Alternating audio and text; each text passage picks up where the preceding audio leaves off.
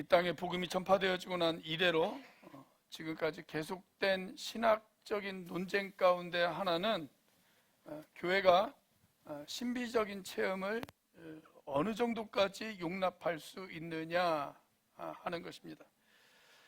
성경에는 많은 신비적인 체험들이 등장을 합니다.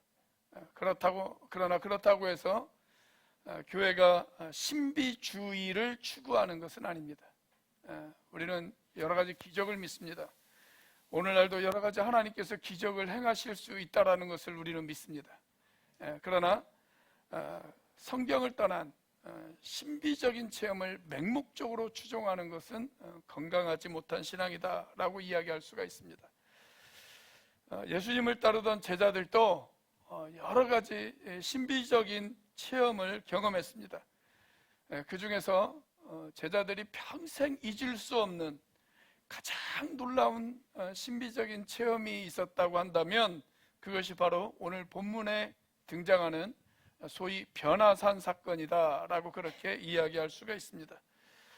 이 사건을 직접 체험한 사람은 3명이었습니다.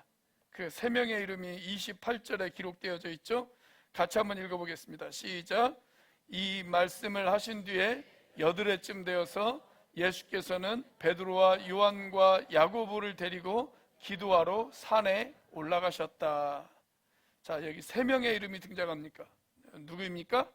베드로, 요한, 요한의 형제였던 야고보, 이렇게 3명입니다. 먼 훗날 베드로는 이 사건을 도저히 잊을 수가 없었던 것 같아요. 자기가 경험했던 너무나도 감동적인 그런 사건이었기 때문에 먼 훗날 베드로가 이 사건을 회상하면서 이렇게 고백합니다. 자, 베드로후서 1장 17절과 18절입니다. 같이 한번 읽어보겠습니다. 시작. 더없이 영광스러운 분께서 그에게 말씀하시기를 이는 내 사랑하는 아들이요 내가 좋아하는 아들이다 하실 때에 그는 하나님 아버지께로부터 존귀와 영광을 받았습니다. 우리가 그 거룩한 산에서 그분과 함께 있을 때에 우리는 이 말소리가 하늘로부터 들려오는 것을 들었습니다. 여기 등장하는 거룩한 산, 이 거룩한 산이 어디예요? 오늘 본문에 등장하는 변화산입니다. 변화산. 자, 그날 베드로는 변화산에서 여러 가지 신비적인 체험들을 경험했습니다. 예컨대 구약시대 인물인 모세와 엘리야가 등장했어요. 모세와 엘리야. 자, 또 예수님의 얼굴이 변모했습니다. 변하셨습니다. 또 예수님이 입고 있던 그 옷이 아주 눈이 부실 정도로 하얗게 빛이 나는 그런 일들도 있었습니다.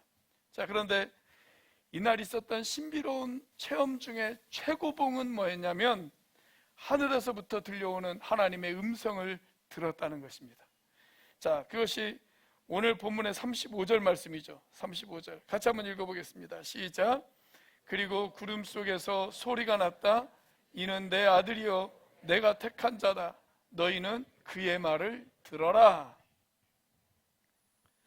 자, 그런데 어느 순간 다 사라져요. 다 사라져요.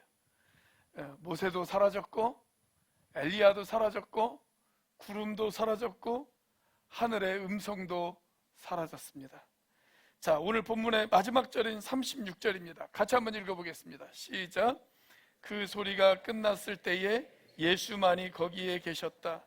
제자들은 입을 다물고 그들이 본 것을 얼마 동안 아무에게도 알리지 않았다. 여기 보면 예수만이 거기에 계셨다 이렇게 기록되어 있습니다. 자, 이 말씀을 개역 개정 성경으로 보면 오직 예수만 보이더라 이렇게 기록되어 있어요. 자, 여기에서 오늘 설교 제목 오직 예수가 나왔습니다. 오직 예수.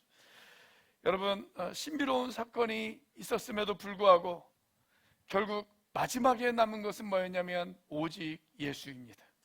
오직 예수. 여러분, 마지막에 오직 예수만 남았던 이 변화산 사건을 통해서 저와 여러분들이 배워야 할 교훈은 과연 무엇일까요? 첫째로 오직 예수님의 영광을 보아야 한다는 것입니다. 오직 예수님의 영광을 보아야 한다. 자, 28절 말씀을 보면 예수님이 베드로와 요한과 야고보를 데리고 산을 오르신 이유가 있어요. 왜 산에 오르셨어요? 기도하기 위해서 산에 올라갔습니다. 기도하기 위해서. 자, 그런데 어느 순간 제자들이 잠을 이기지 못하고 졸고 있었습니다. 자, 32절입니다. 같이 한번 읽어보겠습니다. 시작. 베드로와 그 일행은 잠을 이기지 못해서 졸다가 깨어나서 예수의 영광을 보고 또 그와 함께 서 있는 그 두 사람을 보았다. 처음에는 졸았어요. 그런데 한참 졸다가 깨어나서 보니까 예수님의 영광을 보았습니다. 그리고 예수님이 누구와 함께 하시는 거예요. 보니까 모세와 엘리야예요. 모세와 엘리야. 그런데 이스라엘 사람들은 이런 신적인 영광, 이런 거룩한 영광, 하나님의 임재하시는 영광, 이런 영광을 가리켜서 뭐라고 부르냐면 쉐키나 이렇게 부릅니다. 또는 세카이나 이렇게 불러요.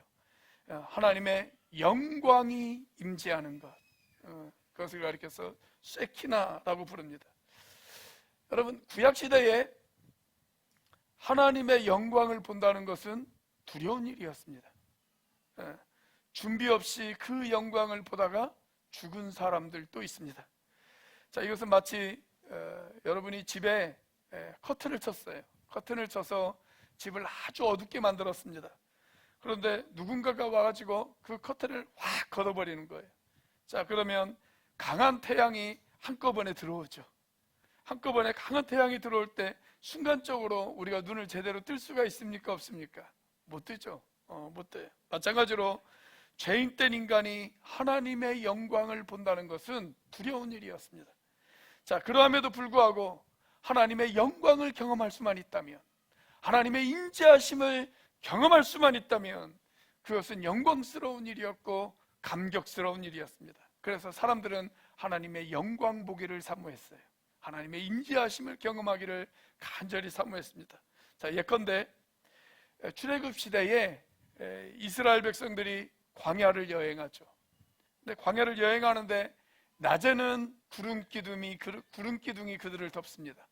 그리고 밤에는 불기둥이 또 그들을 덮어줍니다. 자, 이 구름 기둥과 불기둥, 이것은 하나님의 임재하심의 상징이었습니다.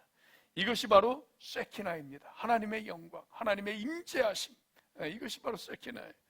자, 그런데 출애굽기 33장으로 넘어가 보면 이스라엘 백성들이 우상 숭배를 하는 장면이 나와요.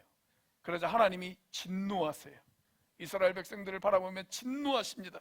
그래서 하나님이 뭐라고 이야기하시냐면 내가 너희와 함께 가지 않겠다, 그렇게 이야기하십니다. 내가 너희와 함께 가지 않겠다. 하나님의 영광이 그들을 떠나겠다는 거예요. 그들을 떠나겠다. 이건 비극이잖아요. 하나님의 임재하심, 하나님의 영광이 그들을 떠나겠다니 이건 비극이고 큰일 아닙니까?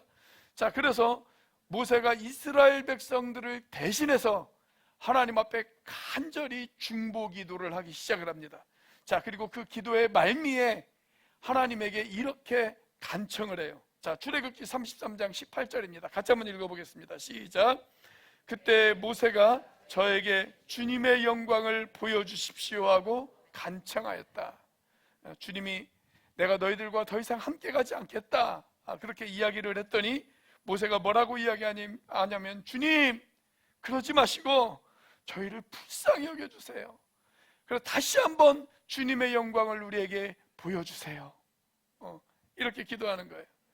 자, 그렇다면 모세의 이 기도에 하나님께서 어떻게 응답을 하셨을까요? 출애굽기 33장 22절과 23절입니다. 같이 한번 읽어보겠습니다. 시작.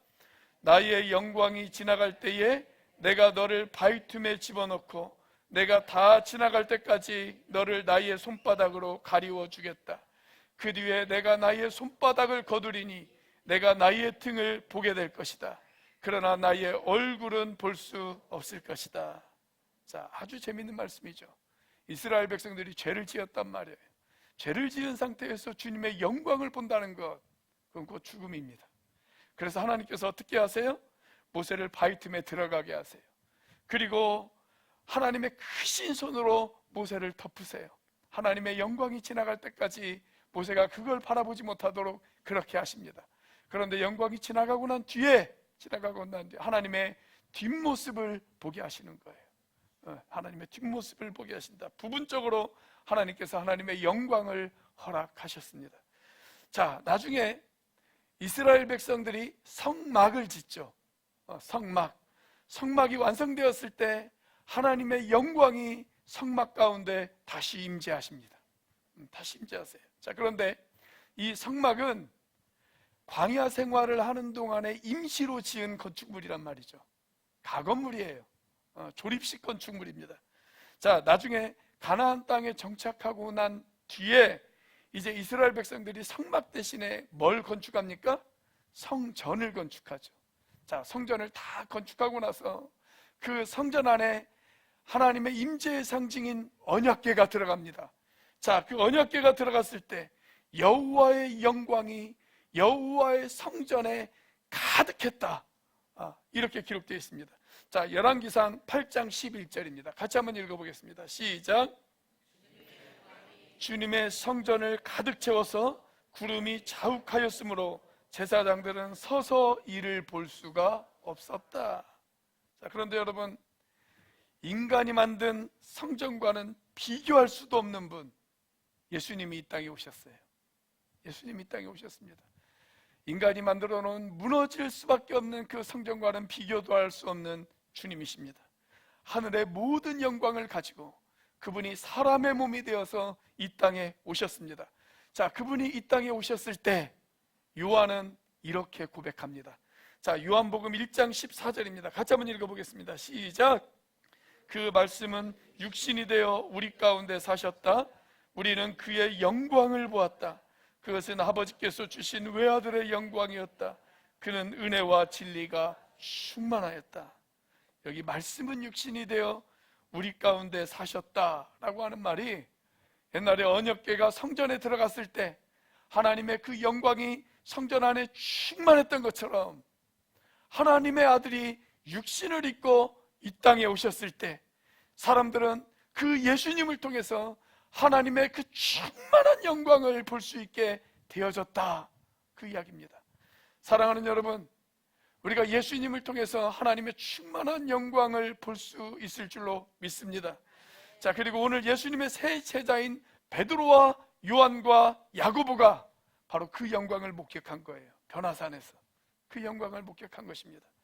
자, 오랫동안 사람들은 도대체 오늘 본문의 사건이 일어난 이 변화산이 어디에 있는 산이냐, 여기에 관심이 많았습니다. 유력한 후보지가 두 곳입니다.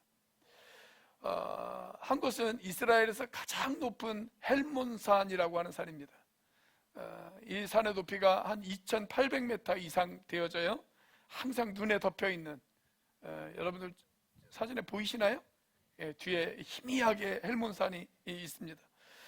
자, 그런데 또 한 곳은 이 헬몬산에서 남쪽으로 한 90km 정도 내려오면 갈릴리 지역에 다볼산이라고 하는 산이 있습니다. 다볼산. 그리 높지 않아요. 새별오름보다 조금 높습니다. 새별오름이 519m인데 이 다볼산의 높이는 575m입니다. 575m. 그런데 여러분이 지금 이스라엘로 성지 순례를 가셔서 여러분들을 안내하는 그 가이드에게 제가 변화산을 꼭 가보고 싶습니다, 이렇게 이야기를 하면, 자, 그 가이드는 이 두 군데 중 어느 곳으로 인도할까요? 다볼산으로 인도를 합니다. 다볼산으로 인도해요. 다 보이는 산, 다볼산으로 인도를 해요. 자, 이 산 정상에 가보면 변화산 기념교회가 있습니다. 변화산 기념교회가 정상까지 걸어서 올라가도 되지만 걸어서 올라가기 힘드신 분들을 위해서 택시를 타고 올라가셔도 됩니다. 자, 이 교회당 안에 들어가면 이렇게 되어 있어요. 교회당 안에 들어가면 이렇게 되어 있고, 정면에 제단 위에 변화산 사건이 이렇게 벽화로 그려져 있습니다. 자, 예수님의 제자들이 이 변화산에서 예수님의 영광을 보았어요. 그 거룩한 영광, 그 영광을 보았어요. 여러분, 신비적인 체험의 유익이 있습니다. 신비적인 체험의 유익. 그게 뭐냐면 우리가 어떤 신비적인 체험을 하면 그 신비적인 체험을 통해서 내가 힘들고 어려울 때 힘이 되어질 수가 있어요. 여러분, 이 베드로와 야고보와 요한, 야고보는 너무 일찍 순교를 당했으니까 그럴 시간이 없었겠지만, 여러분 야고보와 요한을 한번 생각해 보세요. 수없이 많은 핍박의 시간들을 그들이 견딜 수 있었던 원동력, 그 많은 어려움과 그 많은 박해와 그렇게 많은 목숨을 잃어버릴 수밖에 없었던 수없이 많은 위기들 가운데에서도 그들이 포기하지 않고 버틸 수 있었던 것, 그것은 이날 변화산에서 예수님의 영광을 그들이 경험했기 때문에 그렇습니다. 사랑하는 여러분, 저와 여러분들도 바로 이 예수님이 주시는 이 거룩한 영광, 이런 영광들을 경험함으로 말미암아 힘들고 어려운 시대를 이겨나갈 수 있는 저와 여러분들이 되시기를 주님의 이름으로 축복합니다. 자, 변화산 사건을 통해서 우리가 배울 수 있는 교훈 무엇일까요? 두 번째로, 오직 예수님의 죽음을 전해야 한다라는 것입니다. 오직 예수님의 죽음을 전해야 한다. 자, 오늘 본문 말씀을 보면 예수님이 변화산에 가셨을 때 모세와 엘리야가 함께 등장을 했어요. 그렇죠? 왜 모세와 엘리야가 나타났을까요? 여러분, 구약에 수많은 인물들이 있는데 그 수많은 인물들 가운데에서 왜 모세와 엘리야가 등장을 했을까요? 여러분, 모세와 엘리야는 구약에서 가장 중요한 두 가지를 대표하는 사람이기 때문에 그렇습니다. 자, 모세는 율법을 대표합니다. 그리고 엘리야는 예언자 또는 선지자를 대표합니다. 자, 그래서 모세와 율법과 선지자, 이렇게 이야기하면 구약 전체를 이야기하는 거예요. 구약 전체. 율법과 선지자. 성경을 읽다 보면 그런 표현들이 많이 나오죠. 율법과 선지자의 글에 이르기를, 이런 말들 나오잖아요. 그런 말이 나온다는 것은 구약 전체를 대표하는 것이기 때문에 그렇습니다. 자, 그래서 구약 전체를 대표하는 모세와 엘리야와 함께 예수님이 대화를 나누세요. 자, 그런데 그날 대화의 주제가 무엇이었을까요? 대화의 주제. 자, 오늘 본문의 31절입니다. 같이 한번 읽어보겠습니다. 시작. 그들은 영광에 쌓여 나타나서 예수께서 예루살렘에서 이루실 일, 곧 그의 떠나가심에 대하여 말하고 있었다. 자, 여기 그의 떠나가심이라고 하는 말이 개역개정 성경으로 보면 예루살렘에서 별세하실 것, 이렇게 번역을 해놨어요. 별세하실 것. 자, 그러니까 예수님께서 모세와 엘리야와 함께 나누었던 대화의 주제, 그 주제가 뭐예요? 예수님의 죽으심이에요. 예수님의 죽으심. 예수님의 죽으심에 관해서 이야기했다라는 거예요. 우리가 계속 지금 누가복음을 살펴보고 있는데 누가복음 16장에 가보면 부자와 거지 나사로의 이야기가 등장을 합니다. 자, 부자는 죽어서 지옥에 갔습니다. 거지 나사로는 죽어서 천국에 갔습니다. 부자가 지옥의 고통 속에서 신음을 하다가 천국에 있는 나사로를 보았어요. 아브라함을 보았어요. 아브라함을 보았습니다. 자, 그래서 그 아브라함에게 이렇게 부탁을 합니다. 나에게 형제 5이 있는데 나사로를 그들에게 보내셔서 그들이 이 고통스러운 곳에 오지 않도록 잘 이야기 좀 하게 해주세요. 그렇게 이야기를 해요. 자, 그때 아브라함이 뭐라고 이야기를 합니까? 자, 누가복음 16장 29절 같이 한번 읽어보겠습니다. 시작. 그러나 아브라함이 말하였다. 그들에게는 모세와 예언자들이 있으니 그들의 말을 들어야 한다. 자, 여기 아브라함이 뭐라고 이야기하냐면 그들에게는 모세와 예언자가 있다, 그렇게 이야기합니다. 모세와 예언자가 있다. 이게 무슨 말이에요? 지금 신약시대잖아요. 모세는 이미 구약시대 인물이니까 죽은 지가 오래잖아요. 자, 그런데 모세와 예언자가 있다, 이렇게 이야기합니다. 이게 무슨 말이냐면 성경 자체죠. 구약 성경을 이야기하는 겁니다. 구약 전체, 율법과 예언자의 글, 이건 구약 전체를 이야기하는 거예요. 그들에게 성경이 있다는 거예요. 성경이 있다. 성경이 있다. 여러분, 모세와 예언자의 이야기를 들으면 된다. 왜 그랬을까요? 모세가 궁극적으로 전하고 싶었던 것, 여러분, 율법이 궁극적으로 전하고 싶었던 것, 그게 뭐예요? 예수님의 죽으심이에요. 예수님의 죽으심. 여러분, 엘리야를 비롯한 구약의 모든 선지자들이 궁극적으로 이야기하고 싶었던 메시지, 그건 뭐였습니까? 예수님의 죽으심입니다. 예수님의 죽으심. 자, 또 하나의 예를 찾아볼까요? 역시 우리가 살펴보고 있는 누가복음에 등장하는 이야기입니다. 누가복음 24장으로 가보면 예수님의 죽음을 목격한 제자 두 사람이 등장을 합니다.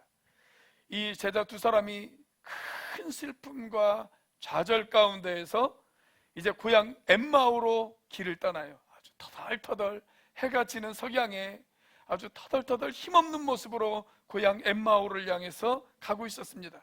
자, 그때 부활하신 주님이 나타나셨어요. 그런데 이 제자들이 주님을 알아보지를 못해요. 아마 주님께서 다른 모습으로 나타나셨던 것 같아요. 자, 주님, 부활하신 주님이 나타나셨어요. 자, 그때 예수님이 그 제자들과 이런저런 이야기를 나누십니다. 자, 어떤 이야기를 나누었을까요? 누가복음 24장 25절부터 27절까지 말씀입니다. 같이 한번 읽어보겠습니다. 시작. 예수께서는 그들에게 말씀하셨다. 어리석은 사람들입니다. 예언자들이 말한 모든 것을 믿는 마음이 그렇게도 무디니 말입니다. 그리스도가 마땅히 이런 고난을 겪고서 자기 영광에 들어가야 하지 않겠습니까? 그리고 예수께서는 모세와 모든 예언자에서부터 시작하여 성경 전체에서 자기에 관하여 써놓은 일을 그들에게 설명하여 주셨다. 자, 모세와 모든 예언자의 글에 누구에 대하여 기록했다고요? 예수님에 대하여 기록했다. 예수님에 대하여 기록했다. 그러니까 모세와 예언자가 무엇에 대해서 말을 했어요? 예수님의 죽으심과 부활. 그것이 모세와 율법과 예언자의 글의 핵심이에요. 예수님의 죽음과 부활하심. 사실 오늘 본문 바로 직전에 있는 누가복음 9장 22절 말씀에서도 예수님은 당신의 죽음과 부활을 이야기하세요. 그리고 나서 23절이 어떻게 시작이 되어지느냐? 이 말씀을 하신 뒤에 이렇게 이야기합니다. 그러니까 오늘 본문의 사건은 누가복음 9장 22절에서 말씀하신 예수님의 말씀의 연장선상에 있는 거예요. 자, 그렇다면 누가복음 9장 22절에서 예수님이 뭐라고 이야기하셨느냐? 자, 같이 한번 읽어보겠습니다. 시작. 말씀하셨다. 인자가 반드시 많은 고난을 받고 장로들과 대제사장들과 율법학자들에게 배척을 받고 죽임을 당하고서 사흘날에 살아나야 한다. 여러분, 예수님의 죽으심과 부활, 이것이 복음의 핵심입니다. 이게 복음의 핵심입니다. 주님께서는 나를 위하여 십자가에 죽으셨고 그분은 부활하셨다. 이 사실을 믿지 않고서는 그 누구도 의롭다함을 얻을 수가 없습니다. 이 사실을 믿지 않고는 그 누구도 구원받을 수가 없습니다. 그래서 변화산에서 경험했던 가장 놀라운 체험, 그것은 예수님의 모습이 변화되어졌다, 이게 아니에요. 거기에 하늘의 소리가 들렸다. 구름이 가득 임했다. 예수님의 옷이 하얗게 빛났다. 여러분, 이것이 가장 놀라운 사건이 아닙니다. 자, 그 자리에 모세와 엘리야가 나타났다. 이것이 중요한 게 아니에요. 모세와 엘리야가 왜 나타났어요? 그것은 예수님의 죽음에 관해서 이야기하기 위해서 나타난 것입니다. 여러분, 우리가 신비적인 체험을 이야기하는 그런 간증 집회에 가면 사람들이 많이 모이죠. 어떤 신비적인 체험들, 기적을 경험하는 거 중요한 일입니다. 아까도 말씀드렸던 것처럼 신앙생활에 있어서 매우 중요한 것 중에 하나입니다. 그런 경험이 있으면 내가 시험 들고 어려운 일이 있어도 다시 일어날 수 있는 힘이 있습니다. 자, 그런데 여러분, 신비로운 체험이 아무리 좋은 것이지만 그러나 그 신비적인 체험이 우리를 구원해 주지는 못합니다. 여러분, 십자가에 죽으시고 부활하신 그리스도가 우리를 구원하시는 것입니다. 십자가 없이 복음은 없습니다. 십자가의 복음 없이 구원은 존재하지 않습니다. 나는 여러분이 무엇보다도 십자가의 죽으심과 부활, 이것이 복음의 핵심인 것을 이해하는 자리에 서시기를 주님의 이름으로 축복합니다. 자, 변화산 사건을 통해 우리가 배울 수 있는 교훈 무엇일까요? 세 번째로, 오직 예수님의 말씀을 들어야 합니다. 자, 우리가 복음을 다른 사람들에게 전하기 위해서는 내가 먼저 복음을 들어야죠. 내가 들어야 다른 사람들에게 전할 수 있지 않겠습니까? 자, 변화산에서 모세와 엘리야가 등장을 했어요. 그리고 예수님께서 영광스러운 모습으로 변화되어지셨어요. 자, 이 사건을 경험했던 베드로가 뭐라고 이야기를 하냐면, 자, 오늘 본문 33절에서 이렇게 이야기합니다. 같이 한번 읽어보겠습니다. 시작. 그 두 사람이 예수에게서 막 떠나려고 할 때에 베드로가 예수께 말하였다. 선생님, 우리가 여기서 지내는 것이 좋겠습니다. 우리가 초막 셋을 지어서 하나에는 선생님을, 하나에는 모세를, 하나에는 엘리야를 모시겠습니다. 베드로는 자기가 무슨 말을 하는지도 모르고 그렇게 말하였다. 자, 너무 신비로운 광경을 목격하다 보니까 베드로가 뭐라고 이야기를 하냐면, 베드로가 너무 좋았던 것 같아요. 너무 좋아서 뭐라고 이야기하냐면, 주님, 우리 여기에다 초막 3개를 지읍시다. 그래서 하나는 주님을 위해서, 하나는 모세를 위해서, 하나는 엘리야를 위해서, 그렇게 초막을 짓고 우리가 여기에서 그냥 행복하게 시간을 지내면 좋겠습니다. 그렇게 이야기를 하는 거예요. 지금도 초막절에 가보면 이스라엘 사람들이 자기 집 옆에다가 초막을 짓습니다. 또 호텔 투숙객들도 호텔 옆에다가 초막을 지어요. 그래서 호텔 방에서 지내는 것이 아니라 초막에 들어가서 거기에서 찬양하고 거기에서 기도하고 거기에서 교제하면서 시간을 보냅니다. 자, 지금 이 베드로가 너무 신비로운 체험을 하고 나니까 그게 너무 좋았어요. 그래서 그 영광을 계속 누리고 싶은 거예요. 그래서 주님, 여기가 좋사오니 우리 여기 계속 머물러 있읍시다. 이렇게 이야기를 하는 겁니다. 마치 목장에서 우리가 여기가 좋사오니 분가하지 않고 계속 우리끼리만 지냅시다, 이렇게 이야기하는 것과 비슷하지 않습니까? 자, 그런데 그 순간 하늘에서 음성이 들려요. 35절 말씀입니다. 같이 한번 읽습니다. 시작. 그리고 구름 속에서 소리가 났다. 이는 내 아들이요 내가 택한 자다. 너희는 그의 말을 들어라. 자, 중요한 것은 베드로의 의견이 아니에요. 주님, 여기다 초막 3개를 지읍시다, 그렇게 의견을 제시했지만 베드로의 의견이 중요한 것이 아닙니다. 중요한 건 뭐가 중요한 거예요? 내가 택한 내 아들, 그의 메시지를 들으라는 거예요. 예수의 이야기를 들으라는 거예요. 예수의 이야기를 들으라. 중요한 것은 예수님의 말씀입니다. 예수님의 말씀이 뭐라고 이야기하고 있는가, 그게 중요한 거죠. 자, 그리고 마지막 절 36절입니다. 같이 한번 읽어보겠습니다. 시작. 그 소리가 끝났을 때에 예수만이 거기에 계셨다. 제자들은 입을 다물고 그들이 본 것을 얼마 동안 아무에게도 알리지 않았다. 자, 이제 하늘의 소리도 사라졌습니다. 모세와 엘리야도 사라졌습니다. 자, 뭐만 남았어요? 오직 예수님만 남았어요. 오직 예수. 오직 예수. 헬라어로 모논 이에수스. 이에수스가 예수거든요. 모논 이에수스. 예수님만 남았어요. 예수님만. 여러분, 중요한 것은 예수님입니다. 오직 예수님이십니다. 그분의 말씀을 들어야 합니다. 자, 그런데 우리가 예수님을 전하기 위해서, 그리고 예수님의 말씀 앞에 귀를 기울이기 위해서 우리가 해야 할 일, 그분을 사랑해야 돼요. 그분을 사랑해야 됩니다. 나는 우리 시대 최대의 문제가 있다면 우리들 가운데 아직도 복음을 충분히 이해하지 못하고 있는 분들이 있을 수 있다라고 하는 것입니다. 저는 복음을 지키고 복음을 전할 수만 있다면 모든 것을 양보할 수 있어요. 저는 복음을 지킬 수만 있다면 모든 것을 포기할 수도 있습니다. 그러나 결코 양보할 수 없는 것, 그것은 복음입니다. 복음이에요. 저는 저와 여러분이 복음이신 예수님만 붙들고 살아갈 수 있게 되어지기를 주님의 이름으로 축복합니다.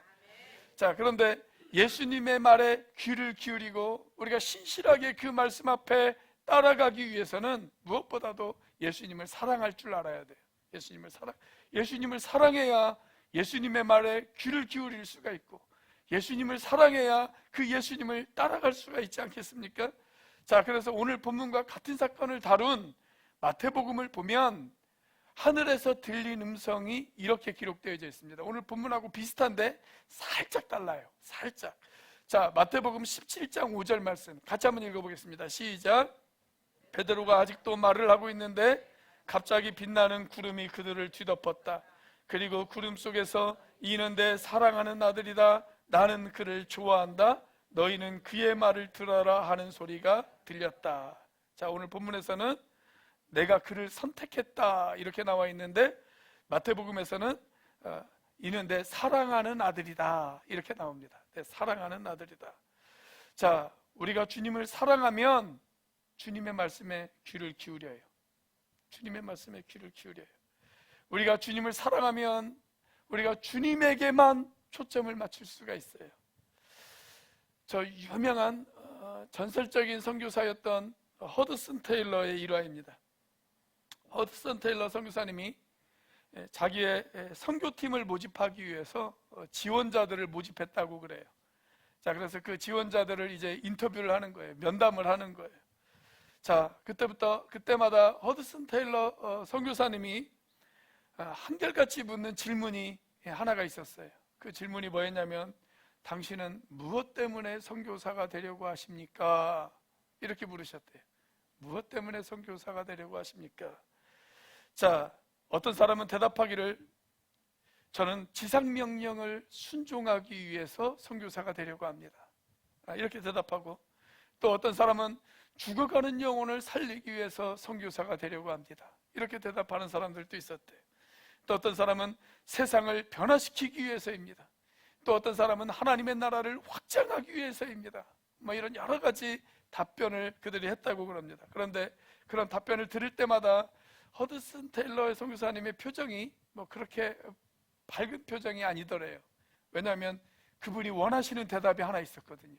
원하시는 대답. 자, 그분을 가장 흥분시켰던 대답이 뭐였냐면 제가 예수님을 사랑하기 때문입니다. 이 대답이었어요. 이 대답. 그러면서 이 허드슨 테일러 선교사님이 선교사 후보생들에게 늘 하셨던 말, 무슨 말씀을 하셨냐면 내가 지금까지 선교사의 인생을 살아가 보면서 지켜본 바로는 선교의 길을 걷다가 위기가 찾아올 수도 있고 어려움이 찾아올 수도 있고 생명의 위협을 당할 수도 있는데 그것을 가장 잘 견디는 사람, 그리고 끝까지 충성스럽게 하나님 앞에 봉사하고 일할 수 있는 사람, 그 사람은 주님을 가슴 깊이 사랑하는 사람입니다. 이렇게 이야기를 했다는 거예요. 여러분, 예수님을 참으로 사랑하는 사람, 그 사람이 주님의 이름을 붙들 것입니다. 예수님을 참으로 사랑하는 사람, 그 사람이 예수님의 이름을 외칠 것입니다. 예수님을 참으로 사랑하는 사람, 그 사람이 주님의 영광을 바라보게 되어질 것입니다. 저와 여러분이 바로 그 주인공이 되어질 수 있기를 주님의 이름으로 축복합니다. 기도하시겠습니다. 주신 말씀을 가슴에 새기고 이제 평안한 마음으로 세상을 향해 나아가십시오. 선한 일에 용기를 가지시며 악을 악으로 갚지 마십시오. 항상 연약한 자를 도우시고 병든 자를 찾아보시고 곤란당한 이웃을 위로하십시오. 모든 사람을 존경하시고 주님을 대하듯 사람들을 대하십시오. 모든 일을 믿음과 사랑으로 행하시며 어떤 일에도 소망을 포기하지 마십시오. 그리고 거룩하신 성령께 순종하여 기쁨과 감사의 삶을 살아가십시오. 우리 하나님 아버지는 항상 여러분과 함께 하실 것입니다. 이제는 우리를 위하여 십자가에 달리신 성자 하나님의 은혜와 그 독생자를 죽기까지 내어주신 성부 하나님의 사랑과 지금도 그 사랑을 깨닫게 하시고 충만하게 하시는 성령 하나님의 교통하심이 오직 예수님만 바라보고 오직 예수님의 음성만 듣고 오직 예수님만 전하기를 사모하는 주의 백성들 머리 위에 영원부터 영원까지 함께 하시기를 예수님의 이름으로 축복하며 기도하옵나이다.